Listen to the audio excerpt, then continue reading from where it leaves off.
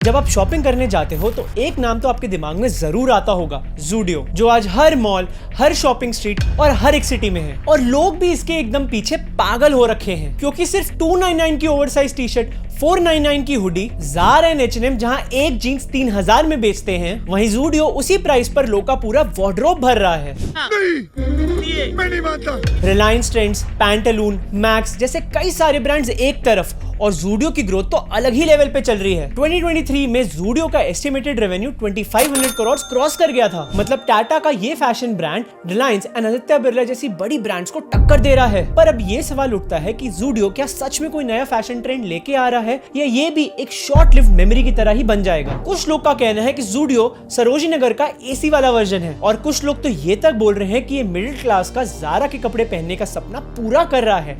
क्या बात है सर, क्या बात है सर। पर इसका असली गेम प्लान क्या है, और आखिर इसने ऐसा क्या किया कि इतनी जल्दी इतना बड़ा ब्रांड बन गया? तो चलिए जानते हैं आज की वीडियो में। पर उससे पहले भाई के चैनल को सब्सक्राइब करना ना भूलना, क्योंकि उसी से ही हमें ऐसी और मजेदार वीडियोस बनाने की मोटिवेशनल मिलती है। जब बात फैशन की होती है तो हमारे यहाँ दो तरीके के लोग होते हैं, एक जो ज़ारा एंड H&M जैसे ब्रांड्स पर लाखों उड़ा देते हैं, और एक ऐसे तरीके के लोग जो कि सरोजिनी नगर, हिल रोड जैसी जगहों पर भाई थोड़ा कम लगा लो ऐसे बोलना प्रेफर करते हैं। और ज़ूडियो ने तो बस इन दोनों को मिलाने की कोशिश करी। तो ज़ूडियो का सफर शुरू होता है 2016 में, जबकि टाटा ओन ट्रेंड ने एक नया फैशन ब्रांड लगाने का अनुमान लगाया। उन्हें एक ब्रांड चाहिए था जो कि ट्रेंडी भी हो और साथ साथ बजट फ्रेंडली भी हो, जिससे लोग 4-5 कपड़े खरीद ले, वो भी बिना सोचे। पर टाटा पहले से ही वेस्ट साइड और ज़ारा इंडिया का पार्टनर तो था ही, पर ये दोनों ब्रांड सिर्फ अपर क्लास ऑडियंस को ही टारगेट करते थे। इसीलिए इन्हें टक्कर देने आया ज़ूडियो, एक मास मार्केट का गेम चेंजर। पहले कुछ साल तो इतना फेमस नहीं हुआ क्योंकि ये सिर्फ सिलेक्टेड सिटीज में ही मौजूद था, लेकिन 2020 के बाद इसने टर्बो मोड लगा दिया। 2022 तक जो कि सिर्फ 150 स्टोर्स थे, 2024 तक तो वो 450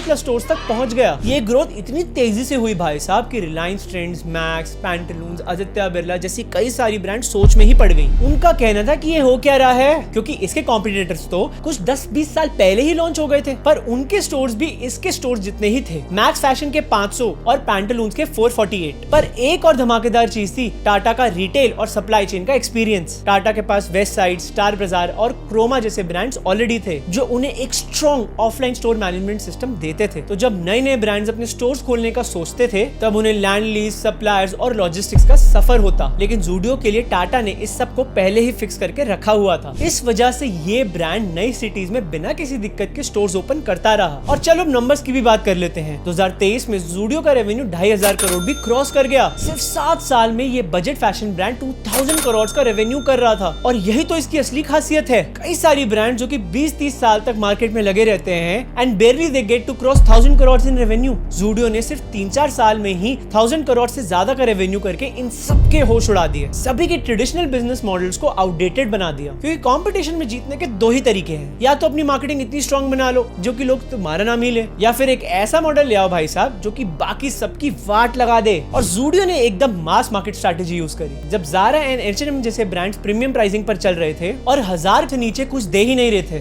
क्या बात कर रहे हैं? तब ज़ूडियो के प्रोडक्ट्स का स्टार्टिंग प्राइस सिर्फ 29 रुपीज ही था, और क्वालिटी भी एकदम ब्रांडेड प्रोडक्ट जैसी। मतलब लोग सोचे बिना ही बिलिंग काउंटर तक पहुंच जाएं। इसके अलावा ज़ूडियो ने एक भी रुपए सेलिब्रिटी मार्केटिंग या इन्फ्लुएंसर मार्केटिंग पे नहीं लगाया, जबकि बाकी सारे ब्रांड्स, एक्टर्स, क्रिकेटर्स को करोड़ों रुपए दे रहे थे। तब ज़ूडियो ने वो पैसा बचाकर नए स्टोर्स पे लगाया। 2020 के बाद से ये हर साल 100 नए स्टोर्स खोल रहे हैं, और 2025 के एंड तक इसके 600 प्लस स्टोर्स का टारगेट है। मतलब ज़ूडियो ने ऑफलाइन एक्सपेंशन को इतना इंपॉर्टेंट बना दिया कि बाकी सारे ब्रांड्स भी ऑफलाइन एक्सपेंशन में जुड़ गए। रिलायंस ट्रेंड्स जो कि पहले मार्केट लीडर था, अब ज़ूडियो के पेस से मैच ही नहीं कर पा रहा है। और पैंटालून्स जो कि एक टाइम में मार्केट लीडर था विद 449 स्टोर्स, उसकी पेरेंट कंपनी ABFRL ने FY23 में 53% की रेवेन्यू इंक्रीमेंट दिखाई थी, लेकिन अब Q3 2024 में उनका 100 करोड़ से भी ज्यादा का नेट लॉस है। इसका मतलब पैंटालून्स का अग्रेसिव एक्सपेंशन सस्टेनेबल नहीं रहा। मैक्स फैशन में नए स्टोर्स खोलने के बजाय अपने एग्जिस्टिंग स्टोर्स में प्रॉफिटेबिलिटी दिखाने की कोशिश कर रहा है। नए ओपन करना तो दूर की बात, मतलब ज़ूडियो ने सिर्फ अपनी ग्रोथ एक्सेलरेट नहीं करी, बल्कि अपने कॉम्पिटिटर्स को भी पीछे धकेल रहा है। तू समझा? हाँ। नहीं, तू समझा नहीं।